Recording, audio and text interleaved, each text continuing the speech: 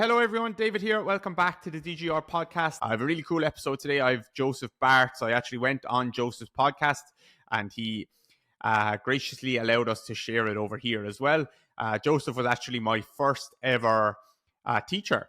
My first workshop that I went to, Joseph was teaching it, and I've admired him from afar ever since. Super smart guy, super smart coach, curious, humble, and just a really, really good coach. And most of the things I think that we speak about on the podcast, you haven't really heard me speak about before, or at least haven't heard me how deep I dive into them, or haven't heard me diving this deep into them. And obviously, if you don't know Joseph, you haven't heard him speak about this stuff either. And it's definitely not me just talking. He has lots of excellent inputs along the way. So we spoke about some of my key principles. We spoke about the bio-psychosocial model and its uses and what we take from that. We spoke about joint mobility practices. We spoke about focus points, like internal versus external focuses for people in pain or with movement limitations. Tons of great stuff. I cut out a couple of minutes here and there from the podcast where you might have heard me introducing myself or talking about some things that maybe you've heard before. So I tried to cut those parts out and just leave in all the juicy stuff that you haven't heard much of before. So I think really good podcast. Hopefully you enjoy it. Obviously give it a share if you do. I'll put a link for Joseph's website and whatever other stuff I need to in the show notes. Make sure you check him out. Again, I'll repeat, super smart coach, really cool for us to come full circle back around for me to be able to come on his podcast after learning from him so many years ago. So enjoy the podcast.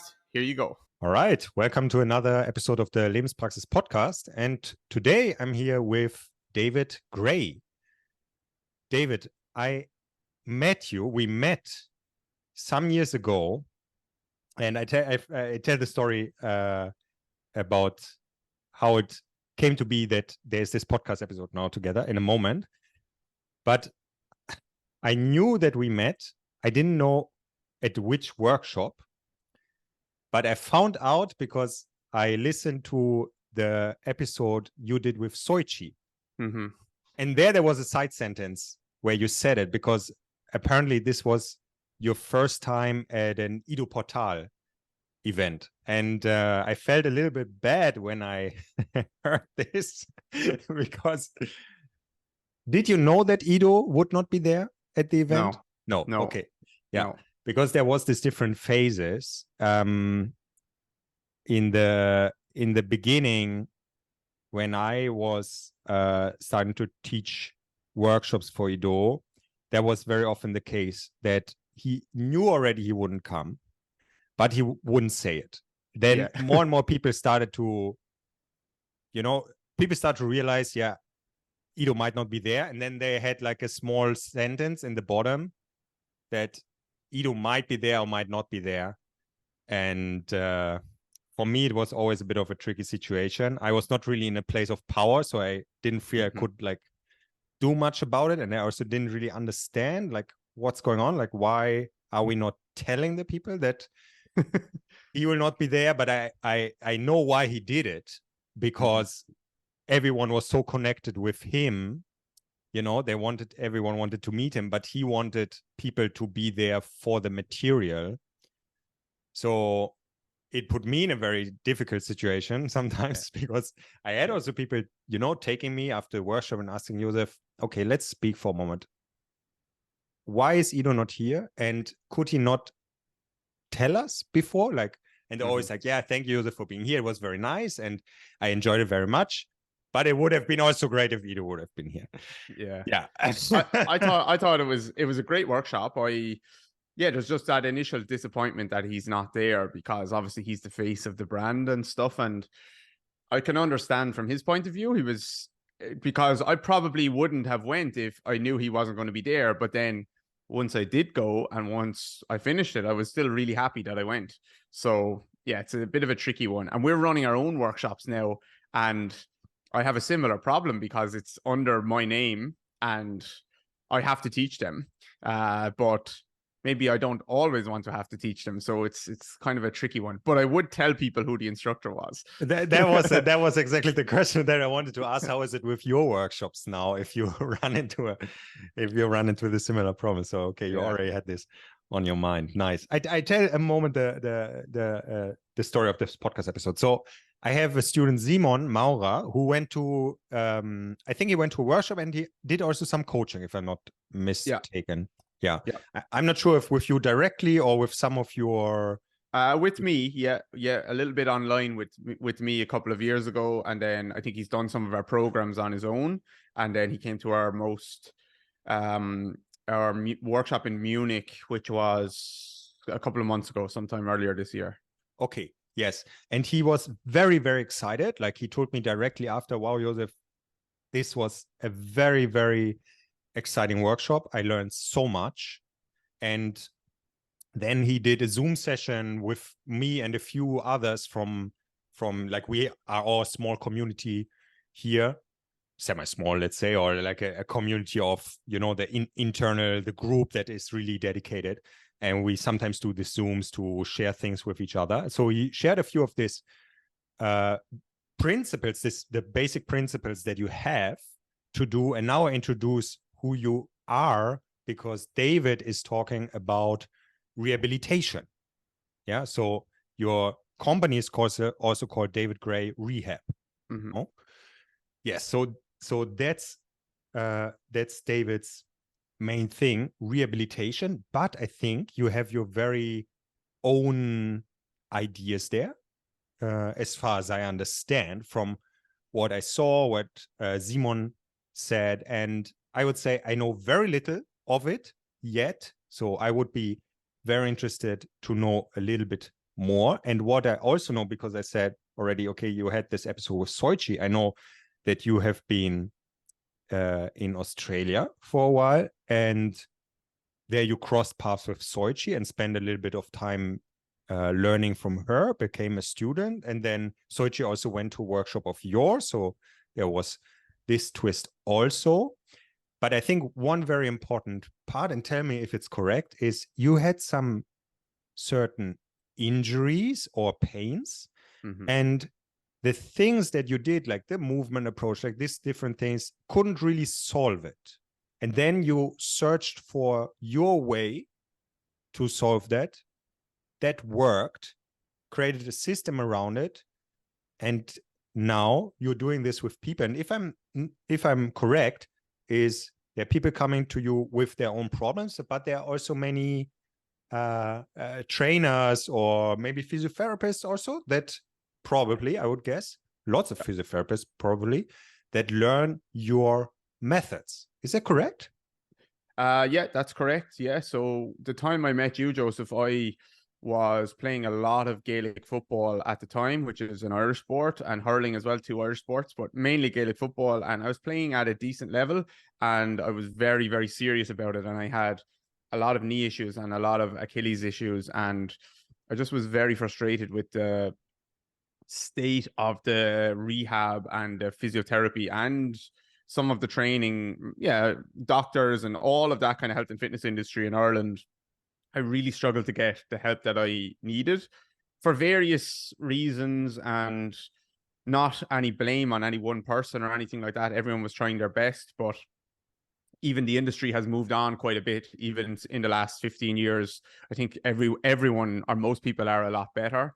But yeah, just at the time, there was still a very big reliance on like passive modalities, manual therapy. I got some injections, very like just inside the box, like thinking around movement, and just trying to put everyone into the same hole, and activating glutes and movements, like things like this that weren't really helping. So I think I just came across Ido and started, like probably a lot of people around that time, watch him on YouTube, and at least he was giving a different message. Whether it was right or wrong, he was giving a message which was, you can kind of take control and you can empower yourself and you can train your body in all of these ways and you're not fragile. So, and I think that message still stands true, and it's a really important message. So I flew to Amsterdam for that workshop, met you guys. I was definitely the worst there in terms of, there was a lot of, I think at that workshop, there was a lot of, or probably a lot of the workshops, a lot of coaches as well in the industry. And then some people who are not necessarily coaches or therapists, but were like super deep into movement, really interested. And I was kind of someone that was on the outside. I was just an athlete who was really struggling. So like that was a very humbling experience for me. And I kind of knew I would be, because even in my Gaelic football team, I was the least flexible player. I was relatively fast and strong and stuff, but I couldn't move particularly well. So yeah, I just kind of, that was the start of a cascade of learning for me. And I went to Sydney and trained with Sochi for a while and learned with a lot of great people along the way, and then kind of took what I liked and discarded the rest. And yeah, now it really just started with me trying to help myself, then help some other people. And then we started to create some content online and release programs, and that kind of cascaded into a lot of coaches and therapists buying that stuff and using that stuff, which wasn't intended in the first place, but they tried it on their own bodies, because as you know, probably a lot of coaches and therapists have their own issues. Maybe that's why they're there in the first place. So they tried it on themselves, they felt the results, and then they started to use it with clients. And that's a key point, is that like the work is predictable and repeatable. People can get similar results again and again and again with different types of people, which I think all coaches are looking for that, because anything could work, but we want things that we know will work more often than not. So yeah, I think that's why we're able to run workshops now, because the people have found value in the work, and it's been a fun journey so far. Nice, David. I have many questions. So, Gaelic football. Yeah. What is this? It's like it's like soccer. It's like a mix of soccer and rugby. So we can catch the ball and we can kick the ball. So yeah, and we can kind of tackle similar to rugby, but not as much. So it's kind of a mix. And then hurling is the other Irish sport, which is we use a stick and a ball. So it's kind of like a mix of hockey and lacrosse. Oh, okay. Interesting. When you said about you can touch it or you can kick it and you can tackle it, I thought about, do you know calcio storico? Have you heard about this? No. It's the ancient soccer played in Italy, still in some cities, and they basically have no rules. Like you can do everything. It's crazy. There's some videos on YouTube, some documentaries, and you see it's like, yeah, people are pretty torn up after a game. Yeah, exactly. Same with our sports, exactly. Okay. By the way, I love the Irish. Do you say accent or dialect? How do you say? Yeah, accent. Yeah, I really love the Thank you Irish accent. I would be very interested to know this process of, okay, you have these pains and injuries. You look around. Some things probably help a bit. Some things don't help so much. And now, how did you get to the point where you are now, that you understood that you solved your problems, you solve, the problem of other people? What was the creative process behind the scenes? Can you tell me a little bit about that? That would be very interesting for me. Yeah, and that's the tricky part, because I'm reading a book at the moment, Stephen King, one of the best writers of our time, and he has an autobiography. It's a book, and it's just called On Writing. And he said, I took a note. Let me see if I can find the note. It was on the creative act, and it was something to do with ideas, just kind of like, so here's the quote: "Good ideas come literally from nowhere. Two previously unrelated ideas come together and make something new. Your job isn't to find these ideas, it's your job to recognize them." So the reason I took a note of that quote is because some of the like ideas I've had, it seems like they've came from nowhere, but then like the next line says two previously unrelated ideas come together and make something new. So for example, I studied in Sydney, and I did a little bit of like Chinese martial arts, internal martial arts in particular. And I started to notice all of the practitioners and the people that were practicing those type of arts, how one, they're pretty happy in their lives. Two, they're very relaxed. And three, they move really, really well. And a big part of their practice is focusing on moving their bones with much less tension, versus in the strength and conditioning world, it's how much tension can I create. So that was I think that was looking back, that was probably a big part of what helped our system develop, because one key principle we have is don't fight tension with tension. Mm-hmm. And so, like, for example, where you might think about fighting tension with tension in the physiotherapy world, traditionally, if you go in with a tight back, they will give you exercises that will be tightening your core. Like, okay, you have a tight back, you need planks, you need sit-ups, you need crunches, you need all these side planks that will tighten your core. So they're fighting the tension at your back with the tension at your front. And personally, I just think you just end up with tension everywhere when you do that. You just brace at your back and your front. So we have a key principle, which is, if I want to get movement into your back, it doesn't mean that I need a shit ton of tension at the front. I just need to start to move my spine around. If I want to get tension in, like, or start to move my knee, I don't need to drive it with a huge squeeze and tense.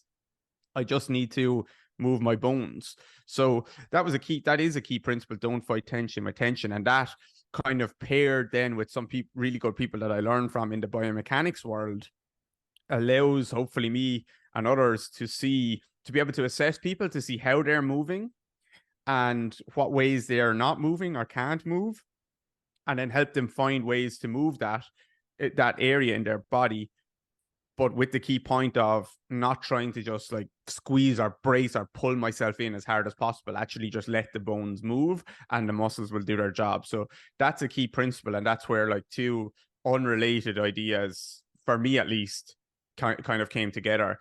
Then obviously in the rehab space, we have to try and build a lot of strength. If someone has an ACL surgery or anything like that, there's going to be some atrophy on the quads. There's going to be some inhibition. So we're going to need to build strength. And I just have a pretty key principle, which is we want to be strong as we can in all our ranges. So like that's probably something that would have came from Ido's work, I would say. Initially, I think that was a big emphasis there. And then I just, again, linked that a little bit more with the gait cycle, again, the biomechanical view of, okay, so when we're in early stance, when we're in mid stance, when we're in late stance, these are the things that we would like our foot to be able to do. This is what we would like our knee to be able to do. This is what we would like our hip to be able to do. So you can build isolated strength, but you need these patterns to integrate and emerge together to become, to actually, because some people's problems aren't mobility or aren't strength. It's that they just can't access the movement because their nervous system is, for whatever reason, not letting them. So yeah, that would be another previously like unrelated idea, I think. And then I'm just a big fan of like some of the S&C stuff. So like building strength, doing plyometric work, sprinting, change of direction, whatever, just being semi-specific to the sport that someone's trying to get back to or the type of movement that they're trying to get back to. And then yeah, we have some emphasis on the breathing well. And more so, you'll see like people like Wim Hof in the industry. There's lots of different kind of yoga. There's lots of different factions of focusing on the breath, which I think are all great. But my biggest thing, at least in the beginning, is that the rib cage itself, the thorax, needs to be able to move well. All these joints need to be able to open and close. And that's not really spoken about, I think, in the breathing world. It's more about like breathe into your belly, or it's more about like how long can you hold your breath, or how much can you inhale, how much can you exhale, how long, all of these different types of practices. But I have a big emphasis on making sure your lungs and your thorax can expand in 360 degrees and compress in 360 degrees. And that comes from just learning from the martial arts world, learning from some people in the stretching world, and then learning from some kind of biomechanics people as well. And that all kind of pairs back into an overarching principle of let's find what the body is missing and let's give it back. Let's strengthen it. Let's integrate it. And let's do it without always trying to like force it to happen with squeezing and creating as much tension as possible. So hopefully that's a semi-okay answer, but a tricky kind of problem to solve. And a lot of the time I don't know how this stuff emerged, or at least I would have to sit down and like really write an essay if I wanted to, and I still probably couldn't figure it out. Yeah, and I can relate to that, David. Like for me, it's also very often that things two things connect. This I can very much relate to. Many things that I do is sort of came from, it can come from a sentence I heard someone saying on the bus. And then a few months later, this accumulates into some sort of practice. What you said about the ribcage, let's dive for a moment into that. So this mobilizing the ribcage through the breathing, what would be a person that you give that to? Are that person with specific problems? Is this a general thing that you would do with everyone? Like, to whom would you apply that? So it's general with everyone in terms of like everyone should be able to hopefully move their ribs and their thorax. And can you say why? Because for me, where there's joints, we should have movement. So I think that's a simple thing for me. And that's easy to see with my hand. I would love to be able to move my hand and pick something up, and people can easily understand that. But then when it comes to something like a spine, it's a little bit harder for some people to see. But for me, that feels obvious. If we have joints, they're there for a reason. Hopefully I can move them. It doesn't mean I have to be a contortionist or I do big, huge movements or anything like that. But hopefully I have access to some movement. And another key principle is, like, for me is yes, we can get stronger locally at each individual tissue and each individual joint, but a body, when you look at the best athletes in the world, and I know some people listening might not be an athlete, but it doesn't matter in terms of, like, you can still look at these people, Roger Federer, Michael Jordan, Lionel Messi, they look very efficient with their movement. It's if you looked at them in a yoga class, I bet you they would look terrible. They wouldn't be able to get into these big poses. But when they move their body, because they don't have the most flexible hamstrings or the most flexible quads, or they can't necessarily access huge ranges all the time. But when you look at them moving, like, they share load across their whole body. Every single thing comes to the party. Mm-hmm. And I think the opposite of that sometimes can be true, which is if you look at maybe a bodybuilder or a powerlifter, they're very good at specific things, but there's very strong in certain areas, and then they really struggle to maybe access other types of movements. So, and that goes for everyone. But sorry, what was the initial question? The initial question then was who would be the people that where you would say, okay, this is a must, like you have to. Mm-hmm. I would always give this type of person this exercise. So the ribcage stuff. So I don't think it's a must for anyone, but in general, some people who are very tense, and not just like in their body, but in their lives, in their mind, in how they act, they react to things very, very quickly. Someone steps in front of them in the queue in a shop, and they just they want to fight them instantly. Breathing, just giving some breathing or some kind of meditative work for that type of person, I think can be good, because they are living in a constant state of probably stress. So just getting them to lie down and relax for a while can be very good. And usually they're the same type of person that will be very tense in their body. They have a tense mind and a tense body. And which came first, I don't know, but we probably need to work on a little bit of both. So just getting them to chill the mind and getting them to move their body. And usually I think both tends to help. That's why people go for a walk in nature. It gets their bones moving, it gets their joints moving, it gets them to relax, it gets them to open their senses, not just like live in the moment in front of them, but open their world up. Their breath, usually their heart rate, kind of things start to just come down a little bit. So for someone that's very tense, first of all, I'll put them up there. They need to work on breathing stuff usually, I think. Even if you think about the pause in the breathing work, we take an inhale and we take an exhale. We take an inhale and actually there should be a pause. We take an exhale and there should be a pause. But these people, they don't pause in their lives at all. Someone does something to them in the car and they jump on the horn. Someone does something to them in the shop and they jump. There's no moment of reflection, the moment of pause, reflection, and then actually now I can act. They just act. They just react to everything. So these people, if you look at them breathing and you ask them to inhale and do a long exhale and take a pause, they can't pause. They have to gasp for air immediately. So the pause is something that's missing, I think, in their lives in general. So that's someone that's like definitely, I think, would benefit in every way from doing that. Other people, if you see someone that maybe really struggles to flex their spine, their thoracic spine in particular, I know a lot of people do thoracic spine flexion drills, and I think they can definitely work.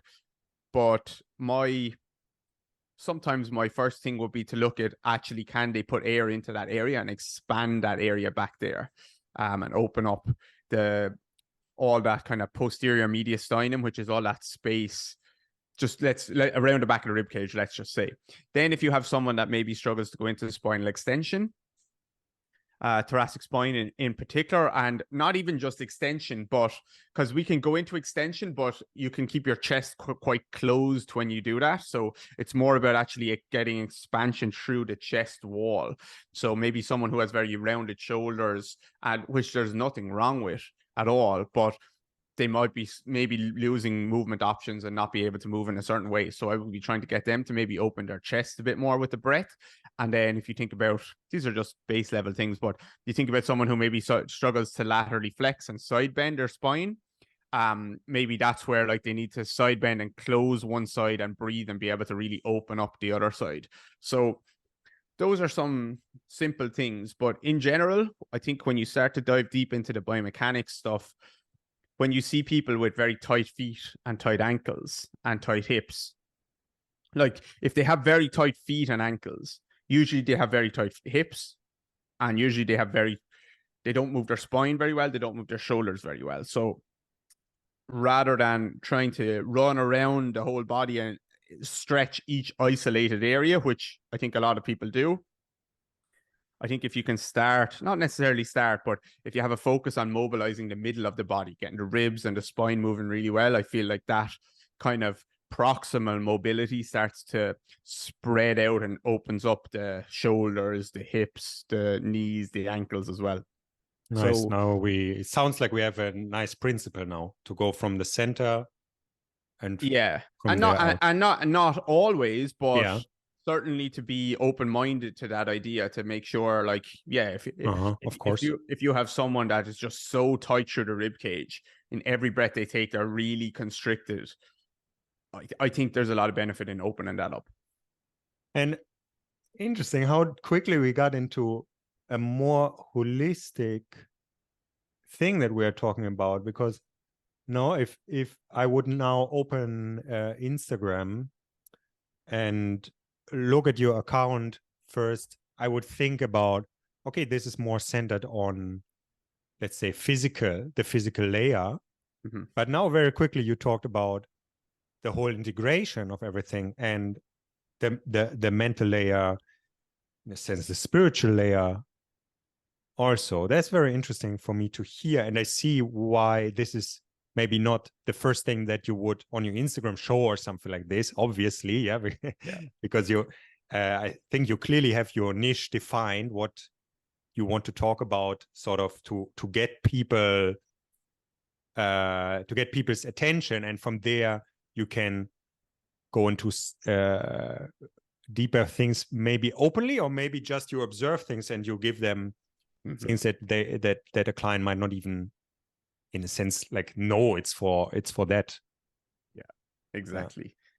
And that's the great model that's really emerging, or it has emerged quite a while ago, but getting more popular in the pain world, is the biopsychosocial model, and understanding like this person as a whole. And funnily enough, a lot of physios use biopsychosocial as a way to basically pretend that the body doesn't exist. It's all about now talking to your clients, communication, building up their confidence, and forgetting about biomechanics or biology. Whereas that frustrates me, because a great way to build confidence with someone, if someone has a sore knee and they feel like or a sore back, they don't feel comfortable to round their back to pick up a pen. A great way to build confidence is to tell them, look, we know from the research that spinal flexion isn't bad. It's not dangerous. It might not feel amazing for you right now, but if we just gradually expose you to some of these movements, your body will adapt and you're going to be fine. That's a great way to build confidence. Another great way to build confidence is to actually train someone and show them, get them to feel that this doesn't feel bad for you. It feels okay for you. And the best way to build confidence is to do both. Is to explain it to them and prove it to them so they can feel it for themselves. And this is, for me, this is like the merging and actually truly not just talking about biopsychosocial, actually practicing it. And it's a relatively new concept. It's been around quite a while, but also great coaches have been doing this forever. Have been speaking to their clients, taking in, looking at, like, thinking about how they're sleeping, how they're eating, how they're thinking, their thoughts, beliefs, and emotions, and goals and fears. They've been training them to be stronger and move better, making sure they're recovering well. So, like, great coaches have been doing this forever. Parents have been doing this forever. Your child falls on the floor and you see them fall and you know it's not a big fall, but they start crying. Usually a lot of parents will go over and say, don't worry, you're okay. You're okay. They don't presume that the child crying means that they've damaged something. But when a lot of people, a client comes into their office and they tell them, I have a sore back, the presumption, a doctor might presume your back is damaged. That shouldn't be the presumption. The presumption is it doesn't feel, you're getting a specific feedback from your back, but that doesn't mean it's damaged. And the biopsychosocial model is really just what good parents have been doing for a long time, telling their child, one, I'm going to reassure you, you're freaking out, you got a fright, but you're okay. Number two, guess what they should do next? They should, if it was playing a game and they fell, they should reassure them that they're okay. And two, show them again. Say, let's get back into it. I don't want to leave it and say, okay, we need to go home and not do this again, because now the child is like associating this game with pain and thinking, I'm not able to do this. So they need to be able to get them back into it again. Let's get them almost forgetting about what just happened and rebuilding confidence again. So good parents have been doing this holistic view forever, and good coaches have. And we've just kind of, in the health and fitness industry, like, put a name on it more recently, which is important, but it's not a new concept. Hey guys, David here. Just wanted to take a super quick break from the show to tell you about our foot program /Achilles/ankle/toe, shin, calf, just lower leg program. So it shows you the exact step-by-step progression that I use with all my lower leg clients. And I didn't think anything would eclipse the popularity of lower body basics. And honestly, the foot program is doing it. People absolutely love it. It's been made its way through the industry like wildfire. So if you haven't got your hands on it yet, I think it's probably the biggest thing you could do to improve your results that you're getting with your clients, and also change how you move from the ground up. So I'll put the link in the show notes. Check it out. I promise you won't regret it. I add a small detail to the parent thing. Do you have kids, David? No, but so I probably shouldn't speak about it. But I've observed good parents. Oh yeah. I have two. So I have two kids, and I would add the first thing that you do that is nice to. You don't have. I mean, you can do whatever you want, but as long as it is not creating damage. But the first thing that I and Annika, my girlfriend, do when the kids hurt themselves is ask them how they feel. Ask them how does it feel, and tell them that their feelings and like mirror the feelings and say to them, I understand that you feel pain, because they fall down and they have, let's say they hit their hand and they are in pain, and then I would say often something like, wow, that is probably hurting, no? Like, do you feel pain? And because for a child is also the communication, the outside communication of, yeah, I'm in pain. And if you listen to the child, already many things happen. And then the child often calms down very quickly from this acknowledgement of the parent that yes, my father or mother realizes that I'm in pain. All right. And maybe in the work with clients, we could think, how is that also going there, that no, to take, because that's basically taking the feeling of the child seriously. And in that sense, also taking the feelings of the client seriously, while, like you said, not putting the client in a box, like saying, okay, he says he has back pain, or she, so he must have a disc hernia or something like that, but that it can be whatever reason, but he feels that that's true. It's true that the person feels pain. Yeah, exactly. So that's couldn't be more perfect what you said. So, and I definitely skipped that there. So starting, it should be number one is actually listening and having empathy. And then number two is probably building confidence or reassuring them, or educating them a little bit in a empathetic way, not in a I'm telling you it's this way. So perfect. Exactly. I love that. And David, you are doing work online and offline, and offline is in Dublin. Am I correct? In Waterford. So we're about 2 hours south of Dublin. Okay.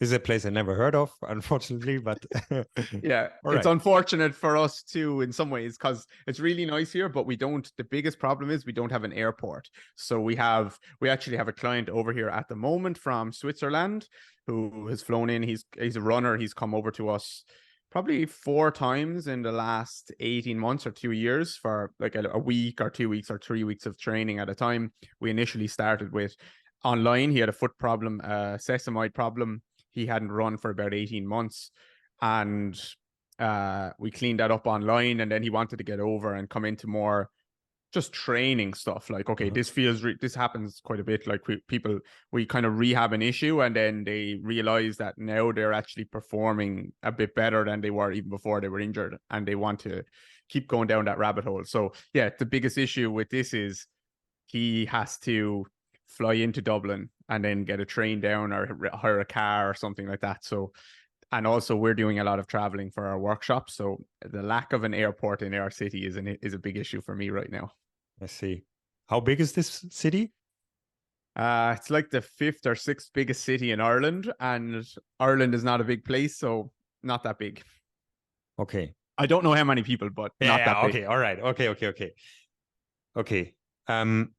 But you have a clinic there, so local people come in, or it's more people traveling from international places? A little bit of both. We haven't been taking on new clients really for a couple of years now because we've been full up. So we have some local people, but they're more like pretty good athletes around the country who are really struggling to get help elsewhere, or somehow they like weasel their way in, and I'll end up taking them on. And then we have some online clients, like some basketballers or soccer players and rugby players around the world. And also sometimes we do have a little space to take someone on, and that's more of a the timing is right. Someone said, I have a hip problem and I want to be able to just walk better or go for a run or whatever on the weekend, and we'll do a little bit of work. But yeah, that's why we created some of our kind of DIY programs to help people be able to help themselves without needing to talk to me all the time. Yeah. Where you have a few, like you have something for the foot. You have something for the lower body, for the core, for the upper body. Exactly. Yeah. Okay. And these programs are for normal people also to fix their problems. Yeah, they're just for anyone. We've had our lower body one was our first one. It's probably the reason I'm speaking to you now, because we released that I think around May 2020, so around the start of COVID, and I just wrote it. I sat down on the couch when it actually took me about 20 minutes to write the program, and I just basically wrote what I would love all my clients, like hip and pelvis, groin, hamstring, quad, knee, calf clients, all this kind of lower body stuff to be able to do. Not being super specific to each issue, just being like, okay, you have a knee, I'd love it to be able to move in these ways. You have a hip, you have a pelvis, I'd love it to be able to move. You need to be able to be strong in these ways. And yeah, the reason I'm talking to you is probably because that program did so well. And eventually now about 20,000 people have done it, and it's been used in every major sport in the world. And yeah, so a lot, actually 20,000 people have bought it, but I think maybe like hundreds of thousands of people have done it. Unfortunately for me. Can be also that just Yeah. 1,000 people did it, and the other ones just like to buy things, you know. Exactly. Sometimes that's a bit the issue with the online programs, no? Like I have sometimes I have just a few online things. I have this what I call SROMP, basically joint mobility, so circles and lines and in each joint, and then combining that. And this is one very important pillar of my work, which I basically do with almost everyone that comes in. And I sometimes have people that bought this as an online course, and after a while they book coaching.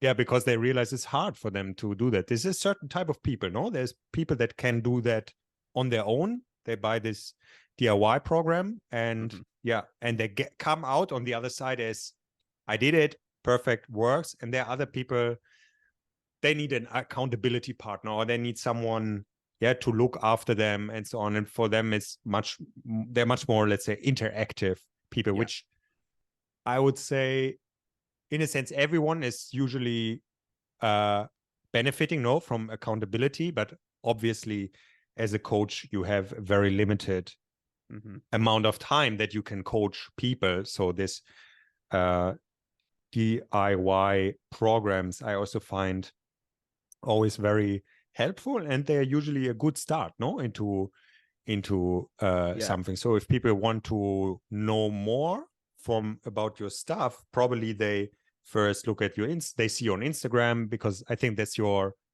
that's like the go-to. You also have the podcast.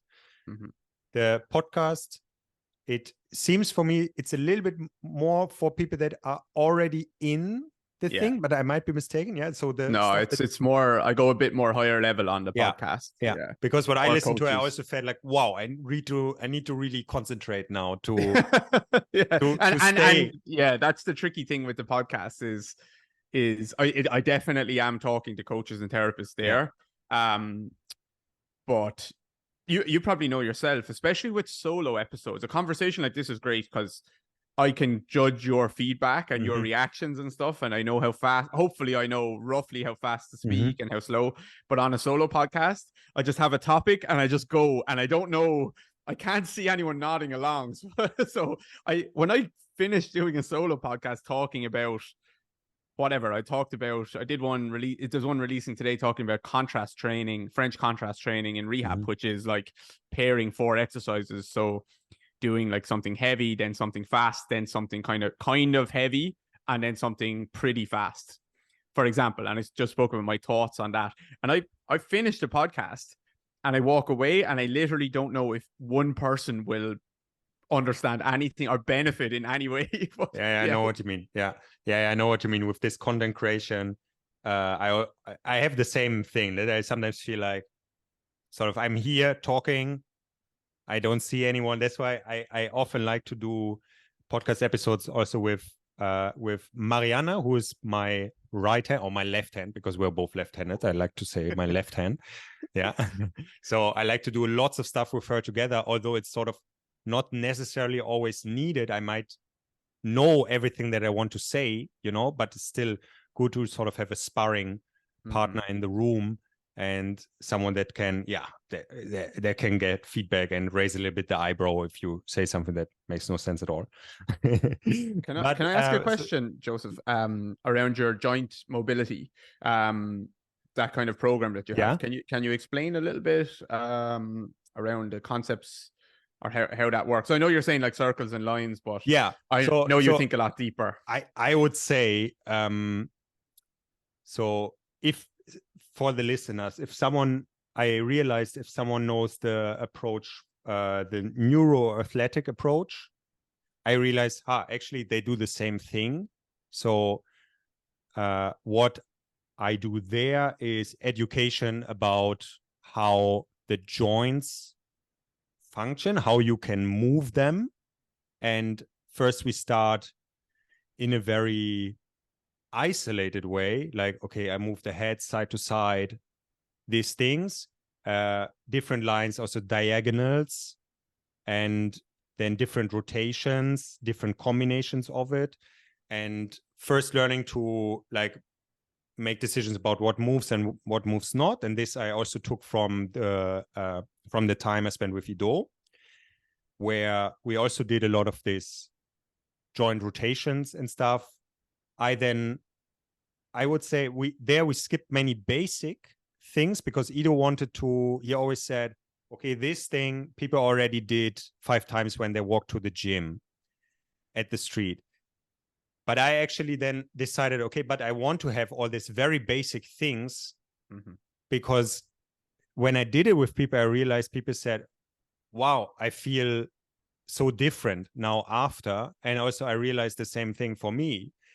Like when I do in my morning routine, I usually do this stuff. Yeah. And basic things with my head that I did a long time, like for many years I do this, but I still feel it has a very positive effect on me. So there is this connection of moving the joints, keeping the joints mobile, healthy, that there is metabolism in the joint happening, but also this mind-body connection, this connection of the nervous system, this checking, this how do I feel today in the joints.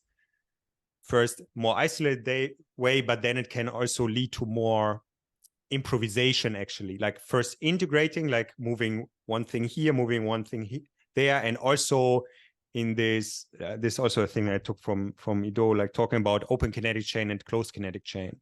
And then the closed kinetic chain, let's say when my hand is stuck and then I want to move in the wrist, and then I will move in the wrist and the elbow and here together, but this will stay and another point will stay, and how do I move in between and do circular motions? That then you learn how to integrate the joints together, how do they move together nicely, and then hopefully this ends up for people being able to use that freely, playing with that or doing whatever singular moves they want, but having this good map of their body and knowing, if I feel like this, then it helps me to do this and that. And I had some interesting things that people said, like one guy had that he was doing different things with the head, different head movements, and he said, wow, this is like a 30-minute meditation session, but after a few minutes he get this mind like does this like the oceanic thing, where you're like seeing the ocean in front of you just through moving the head. That's Trump. That's great. I love that. I love what you said about the basic head movements, like looking left and right. You might do it throughout the day, but when your intention flips to, this is what the internal martial artists do, where I had Craig Mallet on my podcast, and I actually think it was a really, really good podcast because I and others don't understand it well enough what some of what they do. So they have two things. The difference between external and internal martial arts is, I don't want to butcher this now, but one is like I'm focusing on the movement itself, and the second one is once I can really do the movement really well, I can focus on the sensations within my body a little bit better. So the movement is more automatic, and now I can really tune in. And I'm sure there's a line like where there's a little bit of both happening, and a lot of people, yes, they're moving their neck some ways throughout the day, but when you're not worried about, when the intention switches from I need to look at that car to I need to turn my head and only focusing on turning my head, I get a lot different sensations back from my body. Because when I live my life, I can't, if I'm going for a walk and I'm trying to get across the road, my brain just can't focus on all of these sensations. There's way too much going on. So the intention usually throughout the day is coming through my eyes and my hands. I want to look and fix my gaze on a certain part. I need to pick up this pen. I'm not thinking about, when I'm picking up the pen, I'm not thinking about I need to extend my elbow and flex my wrist and grasp the pen and blah, blah, blah, blah, blah. I'm literally just fixing my gaze. My intention is fixed on the pen and I pick up the pen. But if I do a picking up the pen motion and I focus on how my elbow feels and is moving in space, I get a lot different sensation and feedback coming back from that area, and potentially the chance to change how that area feels and moves a little bit better when we do that. So I think I love the joint movements, the more isolated, more integrated, even if we're moving our joints, even for people who are moving their joints a lot, because when they flip their intention, you can get very different results. And it's interesting, the play in between these things that you mentioned, because I remember when you were talking with Soichi in this podcast, you were also talking about this. There was this thing, I think Soichi said it. Someone has shoulder problems, and then she said, okay, I asked him, can you mix a drink for me? And then he moves the arm and moves the shoulder, and in this movement it's okay. And there is this, how do I say, like dichotomy, I don't know if that's the right word, like there is now a thing of, okay, do I do such tasks that shift the focus in a sense outside, that is like, with this movement I'm trying to achieve an outside thing, like I mix the drink. Yeah. And then on the other side we have this focusing on the movement, and the movement in a sense is not to achieve a change of the outside. It's not to locomote somewhere in that sense. It's not to manipulate the space, but it's an internal loop that is happening. And there's something with both of them, no? Like I think you said also in this podcast, both of you were agreeing, like, okay, that's also very interesting, that if someone has pain but suddenly they need to do a certain thing, they don't feel the pain. Exactly. Yeah. So especially with pain, this is important to understand for people, because a lot of people with pain will be so internalized. All they think about all of the time is, how does my knee feel when I walk down the stairs? How does my knee feel when I stand up off the toilet? They're not thinking about the task. Even when I had really bad knee pain, I found myself even playing in big games, very big games, like biggest game of our season in Gaelic football. And it was so hard for me to really get in the zone because my knee pain was so intense that it was always pulling me back there. And this is an important concept in rehab as well, because when we start to increase speed of movement, we need to stop cueing and coaching and focusing on like each part of our body so much. This is what I think coaches and therapists miss this part, because often we're heavy on, okay, can you feel your foot? Can you feel your hip? Can you feel this area of your body? But the best athletes, again, when they increase speed, they can't tell you what they feel anywhere. They are so focused on the task of getting to the ball. And so that is really important. And that can be a really big lesson for people in pain, because I can get you to try and flex your shoulder. I can try and lift your arm up overhead, and you'll say it's my shoulder is sore when I do that motion. Or I can get you to put your hand against the wall in the closed chain, and I can get you to push your chest down towards the floor. You've still actually gone into an overhead position. It's just how you've got there is different. So we can scramble the signal in that way. I can get you also to say, bring your arm up overhead, or I can throw a ball and you have to catch it over your head. That might be two very different outcomes in terms of how your shoulder feels, but it might be a very similar movement. So I think being able to switch between that, external task and being able to focus internally for the right person can be magic. Yeah. That's so interesting how this differences that seem subtle, like that seems very small, no, but actually in our mind, body, spirit connection to the environment, this is so different, because there's no just mechanical moving the arm. There's always a layer behind it. Mm-hmm. I'm getting back to a strain of our conversation that we didn't finish about so people come probably through your Instagram. There's your online programs. Do you say programs? Do you say courses? How do you call that? Programs, yeah. Programs, yeah. There's the online programs. And there's some people that come to your clinic, like depending on availability. Mm-hmm. Yeah. So there is more demand than supply on that.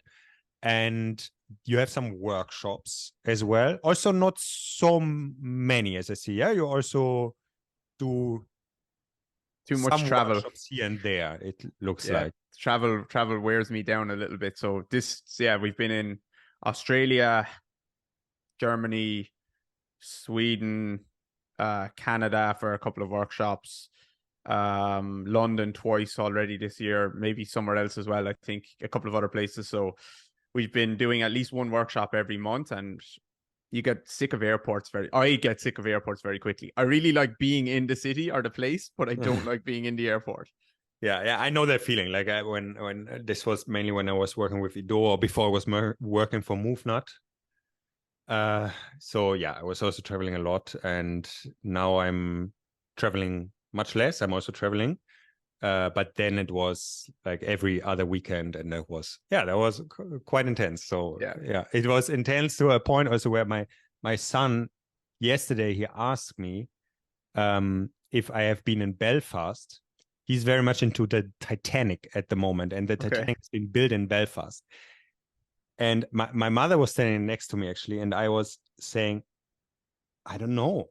I've been to Ireland, but I don't know if I've been to Belfast or if I've been to Dublin. Yeah. But because we had a workshop there, but it starts to become a bit blurry because you sort of go in and out, you know, like it's still nice to have seen all these places.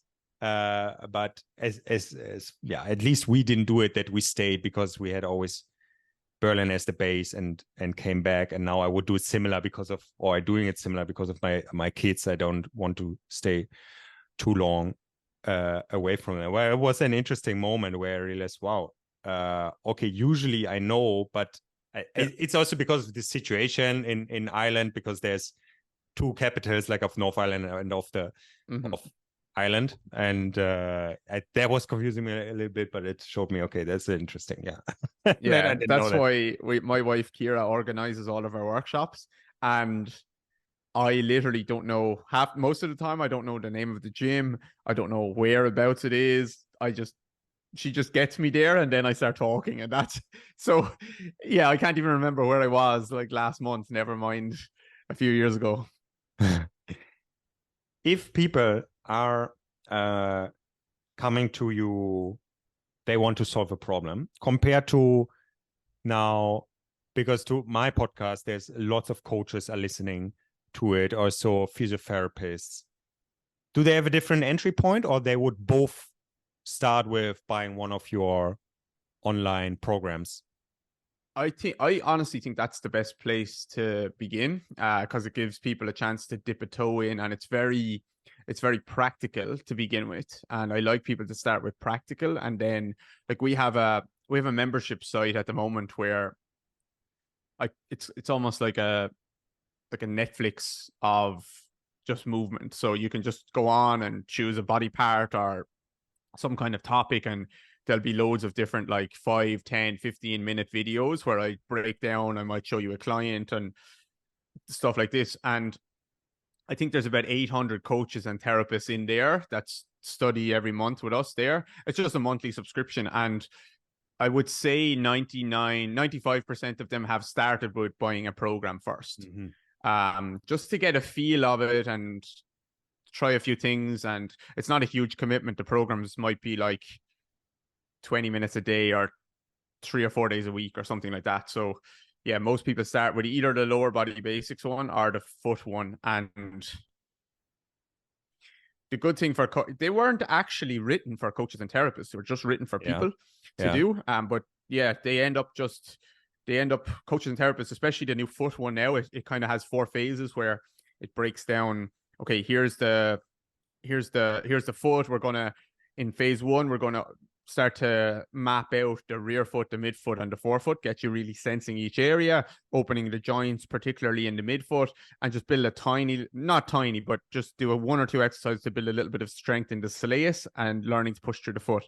Phase 2, there's like starting to build a little bit more strength there, strengthen the forefoot a bit more and the calf a bit more. Phase 3 is like connecting. So when we push through the foot, here's what we want the knee to be able to do.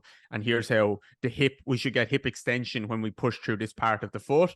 And that's kind of connecting the whole lower limb together. And phase 4 then is plyometrics. So we start to bring people through different jumping exercises and learning to leave the ground and come back to the ground again. And that's written for people with plantar fascia, Achilles issues, shin splints, ankle issues, all this stuff. But a lot of the coaches and therapists, a lot of people that are buying it are coaches and therapists because they get to see exactly how I write a program and just say, okay, we start with this, we do then move on to this, and this. And then they get to do it and they feel, oh, this gives me so many little options to use with my clients. Because most people that have foot problems, they just do 2 things. They go into physio and they get given calf raises and towel-like scrunches or toe lifts or something like this. And those exercises are fine, but there's a lot more to the foot and the lower leg than just calf raises and towel scrunches. Or the other option is they don't get given any exercise and they're just put in an orthotic straight away. So yeah, it just gives people options. And then for the people who want to dive deeper, they come to a workshop then, or they jump on our membership site, or hopefully a bit of both. And this membership side, I looked on your website, is called DGR Interactive. Is that? Yeah. Okay. It. Cool. Exactly. Is there a certain age bracket for your courses? Like, can you be too old for them or too young? No. You just have to want to move, and we have kind of regressions and progressions, and you can't do this on a single leg, so you start on a double leg. And that's been one of the coolest things for us to see, and I've learned a lot from that. And I think a lot of coaches have learned a lot, is that because we'll have Olympians and professional athletes, like professional NBA players, earning millions and millions of dollars a year, and they'll buy a €50 program and they'll get better results with that program than they have done in years of therapy from their physio in the NBA. But then there could be a 50-year-old person, 60-year-old, 70-year-old could be doing the same program, and they will get huge benefits as well. The only difference is the professional athlete usually learns things much quicker. They just are skill development machines. They just pick up skills so incredibly quickly. So they will just progress a bit quicker. That's the only difference. But that's why I think we all have the same shape of body pretty much. We all have the same shape of joints, at least. Yeah, some are taller, some are smaller, there's slightly different structures, but everyone still has a femur, everyone still has a hip that hopefully can move in these directions. So that's how I look at it. And I challenge people, but I ask them to start at their level and just progress as they feel like they can. Nice, David. It really sounds like something a huge bunch of people should check out. And so many people have some sort of problem. So probably they can relate. I see, especially as things for the foot, but also for all the other, like upper body, lower body, core areas. So they will find your work at davidgrayrehab.com. And as I said already, your Instagram is also maybe the best place to first get to know, okay, what sort of work, what sort of exercises could wait for me in such program. Because people might listen and they might say this guy sounds good, and then they might go on my Instagram and see my head and hate me immediately when they see my face. So that there's a chance that will happen. And I want to go back to what you said about the neck, because there's one thing that I have one vivid memory of being at that Edo workshop, and we were doing, I can't remember what it's called, but it's you have a finger on either side, or a finger and a thumb, and you're trying to move your head. Glides, I actually can't do it. The glides side to side, and I probably still can't do it. But you were explaining it, you showed it, and then you said, like, try to be pretty strict with it when you're practicing on your own, or something like this. I don't want to put words in your mouth, but something like this, like try and actually do the motion. Don't spice it up too much, or something like this. And you were walking around the room, and I have a vivid memory of I must have been like moving my neck half an inch because you came over and you were like, "What are you doing?" And I said, "I'm trying to do it, and I don't want to spice it up too much." And you said, "Well, you need to spice it up a little bit at least." So yeah, so that I have a very vivid memory of that. I have to So say, I have to say that I was a little bit more spicy like back then, and how I was speaking to people, I turned it down a little bit. I became a little bit nicer, yeah, but yeah, I'm happy it stayed in your mind as a funny thing. Let's say. yeah. I in Ireland, I'm well used to people being like pretty blunt. So that was like that's how I like to be coached. Just tell me what it is and I'll go. So that was good. That was really good. Nice, David. Thank you for the conversation. That was very interesting. It was very interesting for me to dive a little bit deeper into it, and also figure out a bit more the depth of the work and where it comes from. And I'm definitely how do you say, I'm excited. Like it sounds very, very nice, and I will look into your programs. So you definitely sold one more program in this. Well, this I'm gonna check out your program as well, definitely, because do you use much of have you seen much of the FRC work? I haven't done I haven't done it myself, but people also tell me regular, oh yeah, this is a bit similar. Yeah. Yeah. So they have placed a big emphasis on joint articulations. What do they call it? CARS, controlled articular rotations, and moving all your joints in every direction or most directions. But I really like the idea, but they place a massive emphasis on well, at least this is how it's kind of people will end up performing it this way, is creating as much tension as possible. So irradiation is a concept, like squeezing as hard as you can to get 1 more millimeter out of the joint. And I am not a big fan. I think that can be beneficial in certain cases, but it's not that I want always 1 more millimeter out of the joint. I want to be able to move the joint without needing to squeeze as hard as possible all of the time. So Yeah. I really like the idea of moving all our joints. I've learned that from some of Vito stuff. Obviously, you've been working on it. Some FRC stuff, Chinese martial arts. Like there's a very common theme of just being able to move your joints around and feeling good. But then I would fall more on the side of exploring with less tension rather than more all of the time.